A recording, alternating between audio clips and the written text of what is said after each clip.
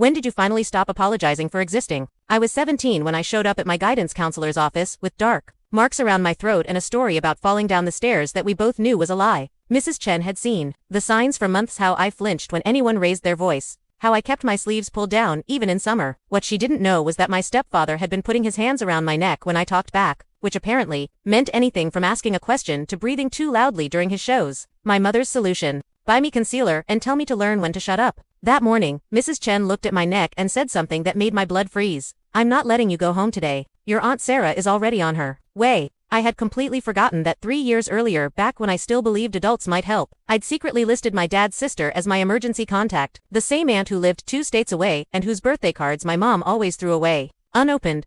Sarah burst through the office door with eyes just like my dad's and a voice full of quiet fury. When she saw me, she knelt down, touched my cheek and said, "Sweet girl, I've been waiting 17 years for this phone call." She didn't ask for explanations. She didn't lecture me. She just signed the papers and walked me out while I apologized over and over for ruining her day, for being dramatic, for existing. She stopped me right there in the parking lot, turned, and said, "Honey, the only thing I'm sorry about is that it took this long." The 3-hour drive was quiet except for her playing my dad's old country CDs and reaching over every so often to squeeze my hand when I started to shake. When we pulled into her driveway, she looked me dead in the eye and said, "Here's the deal. You don't owe me gratitude. You don't owe me answers. You don't owe me anything but showing up to dinner and letting me know if you leave the house. Everything else, we figure out together." Her home smelled like vanilla candles and old wood. She led me to a room with my dad's high school football jersey on the wall and whispered, "I've been keeping this room ready since the day you were born." He made me promise. The closet was full of clothes in my size, tags still on. "I buy you something every birthday and Christmas, just in case," she said.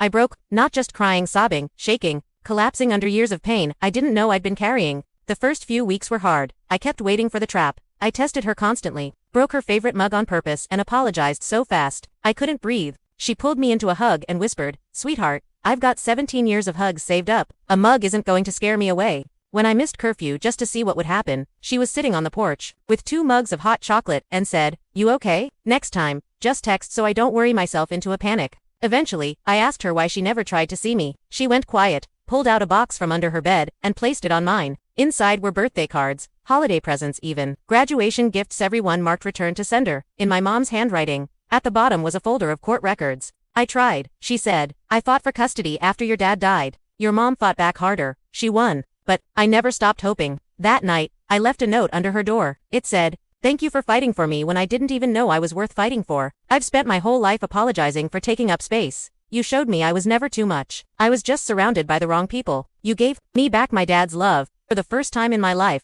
I'm not sorry for being alive."